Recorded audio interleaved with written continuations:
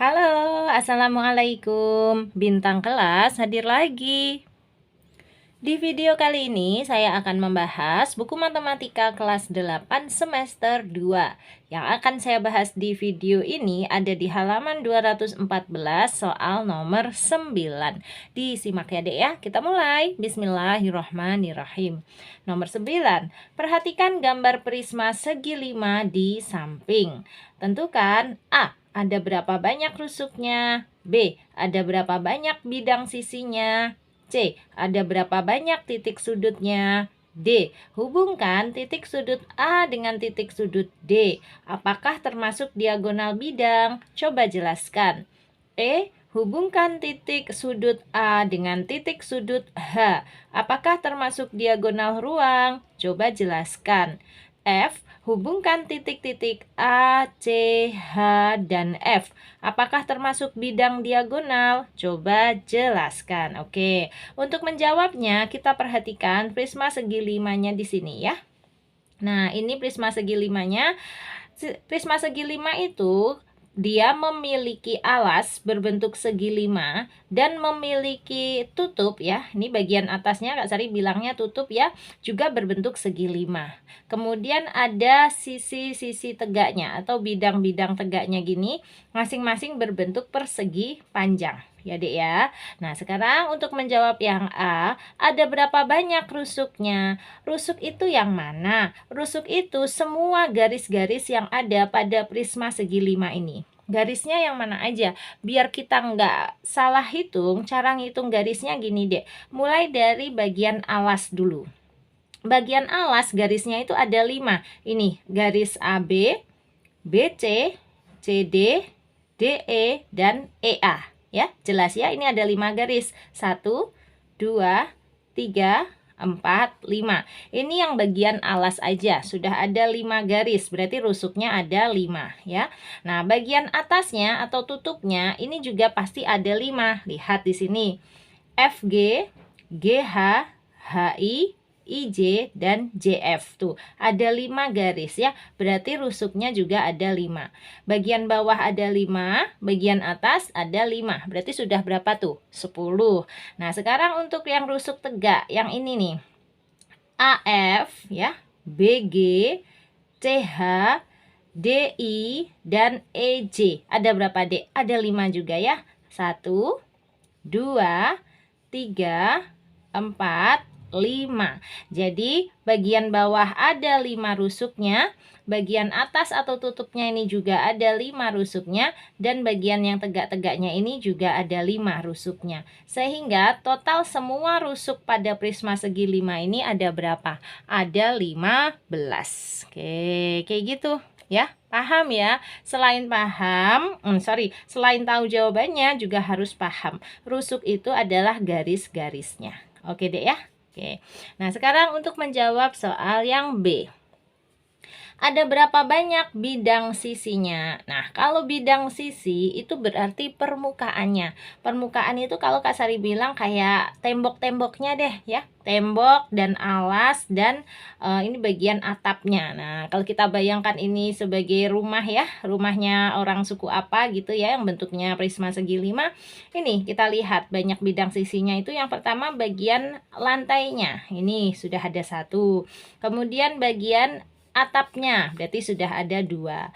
Nah sekarang bagian tembok-temboknya nih, tembok yang terlihat dari depan ini 1, tembok yang samping sebelah sini 2 ya kan, yang samping sebelah sini 3. Nah yang belakang sana tuh Dek, yang Kak Sari arsir-arsir gini ya 4, terakhir yang belakang sini 5 ya. Jadi ada 1 lantai, ada 1 atap, dan ada 5 temboknya. Maka seluruh bidangnya atau seluruh permukaannya ada berapa dong? Ada 7 ya. 1 yang bawah nih yang warna ungu, 2 yang atas warna ungu juga. Terus yang bentuknya persegi panjang ini Dek. Tembok-temboknya kalau Kak Sari bilang ya, ini ada 5 kan. Jadi totalnya adalah 7. Oke, ya. terjawab. Sekarang yang C, ada berapa banyak titik sudutnya? Nah, kalau titik sudut itu melihatnya dari banyaknya huruf aja. Nih, titik sudut yang pertama itu yang A ini titik sudut A, ini titik sudut B ya, ini titik sudut C, titik sudut D, titik sudut E. Ada lagi, ini titik sudut F, titik sudut G, titik sudut H, titik sudut I, dan titik sudut J.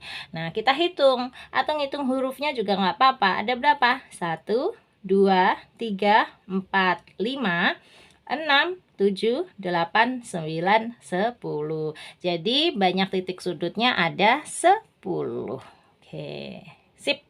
Lanjut sekarang yang D. Kita disuruh menghubungkan titik sudut A dengan titik sudut D. Coba, titik sudut A itu yang ini, titik sudut D itu yang di sini. Nah, kita hubungkan. Ambil penggaris aja, kita hubungkan tipis aja nggak apa-apa. Karena memang perintahnya disuruh hubungkan ya. Ya udah, kita hubungkan aja.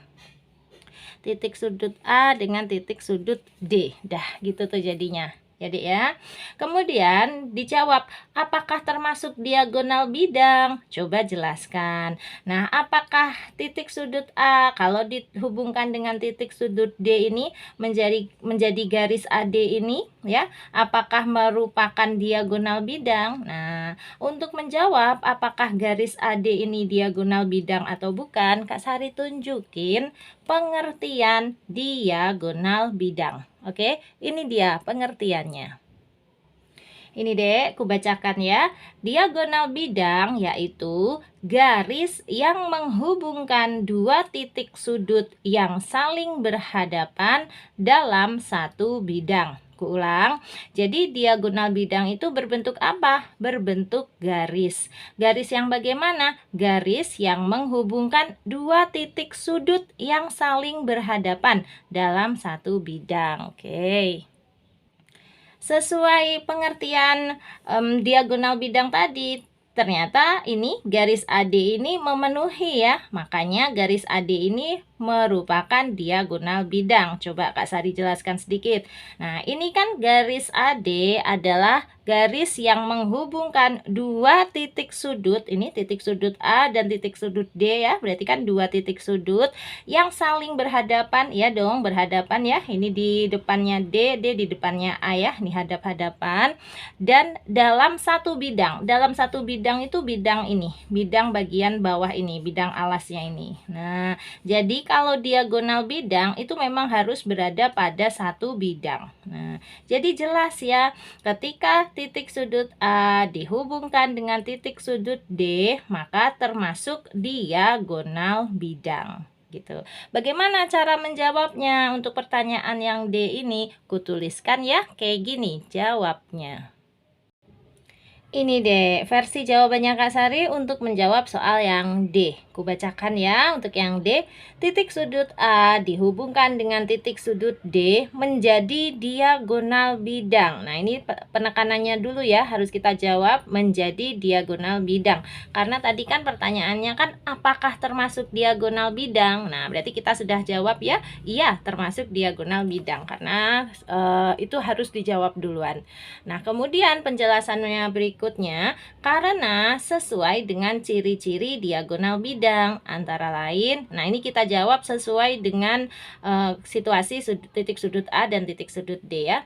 Ciri-ciri diagonal bidang yang pertama, titik A dan titik D ketika dihubungkan membentuk garis AD. Jadi harus membentuk suatu garis ya, kedua titik itu kalau dihubungkan. Karena ini kan ciri-ciri diagonal bidang. Diagonal bidang harus berupa garis. Nah, ini juga ya, ketika titik sudut A dihubungkan dengan titik sudut D, dia membentuk sebuah garis, yaitu garis AD. Berarti sesuai, udah masuk ciri-cirinya.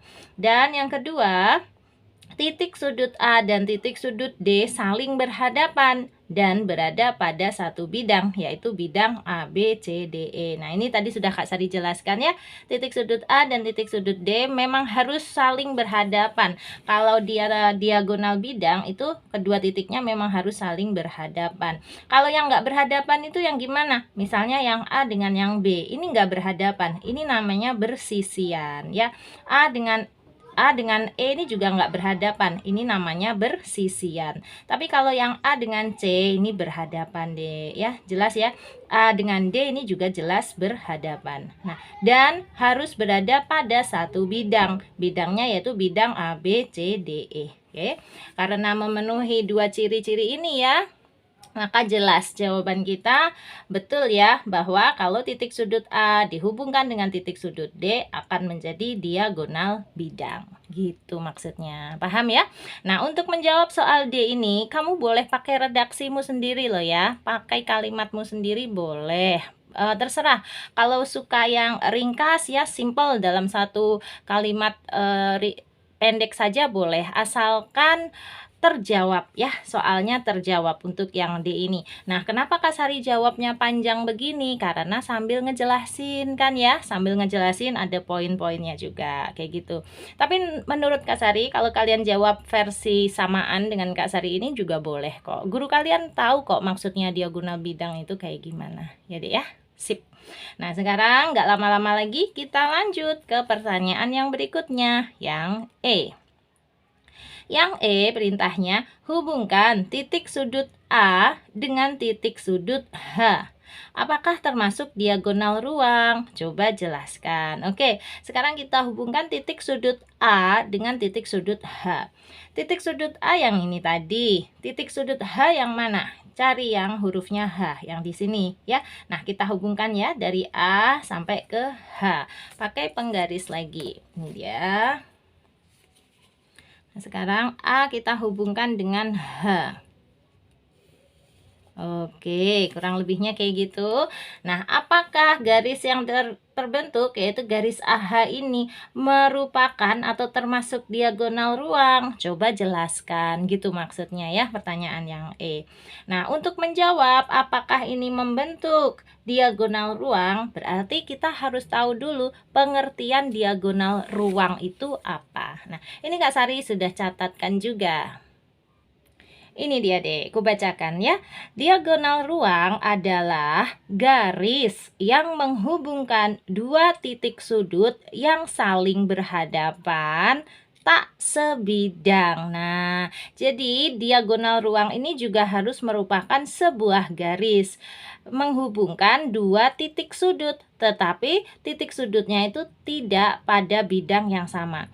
Titik sudutnya tetap harus saling berhadapan, tidak boleh bersisian, tetapi kali ini titik sudutnya itu tak sebidang ya. Nah, kita lihat perbedaan dengan pengertian diagonal bidang yang tadi. Kalau diagonal bidang yang tadi, dua titik sudutnya saling berhadapan. Ini juga gitu, dua titik sudutnya saling berhadapan. Bedanya, kalau diagonal bidang itu, kedua titik sudutnya harus ada dalam satu bidang. Tetapi untuk diagonal ruang, kedua titik sudutnya itu harus tak sebidang. Tak sebidang itu kayak gimana sih Kak? Ini nih, lihat. Titik A ini berada di bidang apa? Titik A ini berada di bidang yang bawah ini, yaitu bidang A, B, C, D, E, ya kan? Sementara titik H ini tidak berada pada bidang bawah, ya kan? Nah, titiknya aja di atas sono. Dia tidak berada di bidang yang sama dengan titik A. Nah, titik H ini berada di bidang mana? Berada di bidang apa? Titik H ini berada di bidang bagian atas ini, atau bidang F, G, H, I, J, ya kan? Jadi jelas titik A dan titik H ini tak sebidang. Satunya berada di bidang bawah, yang A ini. Yang H ini berada di bidang atas. Nah, berarti kan dia sudah memenuhi ciri-cirinya ya, tak sebidang. Dua titiknya ini tak sebidang. Terus, apakah membentuk sebuah garis lurus? Iya, ini tadi kita tarik garis ya, dua titik. Kalau dihubungkan memang membentuk sebuah garis lurus. Nah, apakah saling berhadapan? Iya, saling berhadapan ya. A ini berhadapan dengan H. Oke, A berhadapan dengan H. A juga sebenarnya berhadapan dengan dengan J. Ini ya huruf apa deh? Ini huruf I. Nah, Kak Sari tadi mau nyebutnya ke sini ya. Jangan. Kalau yang dengan J jangan. Kalau dengan J ini nanti tidak berhadapan ini.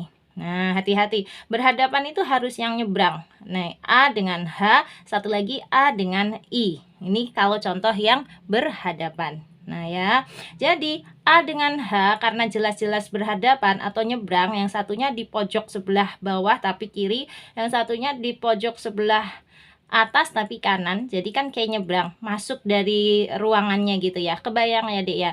Maka ini jelas garis yang terbentuk dari menghubungkan titik sudut A dan titik sudut H ini pasti merupakan diagonal ruang. Diagonal ruang yang lain yang mana contohnya? Nih, misalnya A dihubungkan dengan I, ini juga pasti diagonal ruang. Nah, kalau tadi yang Kak Sari hampir salah sebut tadi, A dihubungkan dengan J, apakah ini diagonal ruang? Bukan. Ini adalah diagonal bidang. Diagonal bidang, bidangnya itu bidang A, F, J, E. Hati-hati, karena A dengan J ini tidak berhadapan. Dia berada pada satu bidang yang sama. Nah, hati-hati ya. Kalau dinamakan diagonal ruang, itu tidak boleh berada pada bidang yang sama. Jadi harus berhadapan gini. A dengan H atau A dengan I gitu ya. Nanti ada banyak diagonal ruang yang lain, kalian bisa cari sendiri. Yang jelas untuk pertanyaan yang E ini fokusnya adalah titik sudut A dihubungkan dengan titik sudut H. Kita jawab ya, apakah termasuk diagonal ruang? Iya, penjelasannya bagaimana? Kak Sari tuliskan ya, seperti ini. Ini deh versi jawabannya Kak Sari untuk poin pertanyaan yang E. Kubacakan ya, siapa tahu nggak ada kata-kata yang tidak terbaca di sini.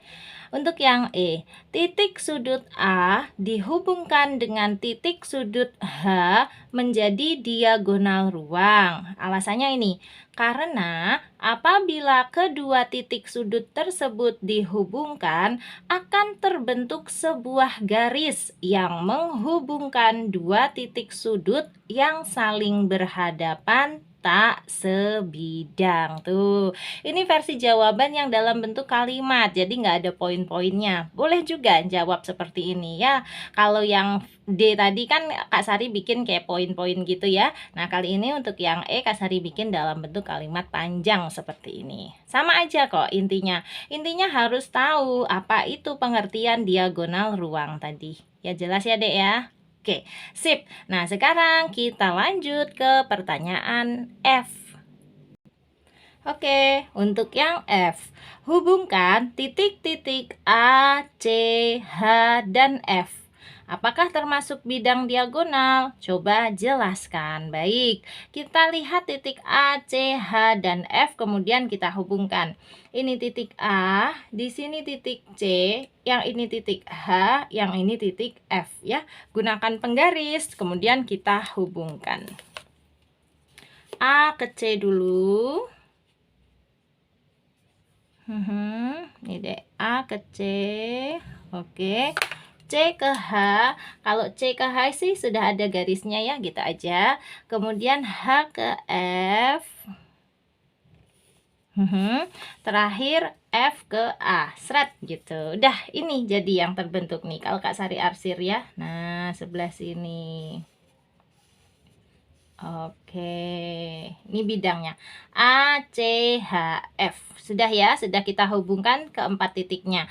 Nah, sekarang pertanyaannya, apakah termasuk bidang diagonal? Apakah A, C, H, F ini merupakan bidang diagonal? Coba jelaskan. Oke, jadi gini deh. A, C, H, F ya, keempat titik ini kalau dihubungkan memang membentuk bidang diagonal. Bidang diagonalnya namanya ya bidang diagonal A, C, H, F gitu. Nah, mengapa ini kok kita yakin kalau merupakan bidang diagonal? Berarti untuk menjawabnya kita harus mengingat kembali atau kita harus tahu pengertian bidang diagonal. Kak Sari udah catetin dong, ini dia pengertiannya. Di sini Dek, bisa dibaca ya. Pengertian bidang diagonal. Bidang diagonal adalah bidang yang terdapat pada bangun ruang yang terbentuk dari diagonal bidang dan rusuk-rusuk pada bangun ruang tersebut. Nah, jadi Kak Sari tekankan, bidang diagonal itu berbentuk apa? Berbentuk garis apa bukan? Bukan. Bidang diagonal itu tentu saja berbentuk bidang. Nah, bidang itu dalam hal ini nih bisa merupakan segi 4. Ini kan segi 4. Segi 4 itu berarti merupakan sebuah bidang. Bukan garis kan ACHF ini? Bukan. Kalau yang E dan D tadi memang merupakan garis saja. Tetapi untuk yang F ini merupakan sebuah bidang. Dan bidang ACHF ini ya terbentuk dari diagonal bidang dan rusuk-rusuk. Nah, diagonal bidangnya yang mana aja? Ini, diagonal bidang AC dan diagonal bidang FH. Ini kan berada pada bidang yang bawah nih, AC. Berarti AC ini merupakan diagonal bidang. Bidangnya bidang yang bawah ini. FH ini juga merupakan diagonal bidang. Bidangnya adalah bidang yang atas di sini, ya kan? Nah, ini jadi terbentuk dari diagonal bidang, yaitu diagonal bidang AC dan FH, dan dari rusuk-rusuknya. Rusuk-rusuknya itu yang ini, rusuk CH dan rusuk AF. Ini adalah rusuk pada prisma segi 5. Kan tadi kan di awal yang di poin A itu ada berapa banyak rusuknya? Ada 15. Nah, diantaranya rusuknya itu ya CH dan AF ini juga. Oke, jadi karena bidang ACHF ini merupakan bidang yang terbentuk dari diagonal-diagonal bidang dan rusuk-rusuk pada bangun ruang tersebut, maka jelas ya ACHF ini merupakan bidang diagonal gitu. Nah, cara menjawabnya menggunakan kalimat gimana, Kak? Kayak gini aja. Ini deh versinya Kak Sari untuk menjawab pertanyaan yang F. Kubacakan ya. F. Titik A, C, H, dan F apabila dihubungkan akan membentuk bidang diagonal. Karena bidang ACHF terbentuk dari diagonal bidang AC dan FH serta dari rusuk AF dan CH pada bangun ruang tersebut. Sudah ya. Jadi kita sudah menjawab pertanyaannya. Iya, membentuk diagonal bidang, dan kita juga sudah menjelaskan alasannya. Gitu. Paham ya, Dek ya? Jadi memang untuk poin pertanyaan D, E, F ini kalian harus tahu betul pengertian tiap-tiap yang dimaksudkan di sini. Untuk yang D kalian harus tahu pengertian diagonal bidang, yang E kalian harus tahu pengertian diagonal ruang, dan yang F kalian harus tahu pengertian bidang diagonal. Ini walaupun dibolak-balik ya, diagonal bidang, bidang diagonal, tapi beda banget. Kalau diagonal bidang itu berupa garis, kalau bidang diagonal itu berupa bidang. Nah, kayak gini, bidangnya bidang datar. Ya, Dek ya. Walaupun hanya dibolak-balik kata-katanya, tapi artinya beda banget. Oke, intinya untuk soal nomor 9 di halaman 214 sudah selesai Kak Sari bahas. Yeay. Berarti sekarang waktunya Kak Sari undur diri. Kalau ada pertanyaan, Dek, silahkan. Boleh ditanyakan di kolom komentar ya. Nanti Kak Sari bantu jawab. Untuk kalian yang mau gabung ke grup, tanya jawabnya di dalam grup juga boleh. Langsung aja hubungi nomor 081 456 10 9 870. Grupnya Kak Sari ada 2 macam, ada yang gratis dan ada juga yang berbayar. Kamu boleh pilih ingin digabungkan ke dalam grup yang mana, atau pilih gabung kedua-duanya juga boleh ya. Nomor yang dihubunginya sama, tetap nomor ini. Oke, dah gitu aja deh.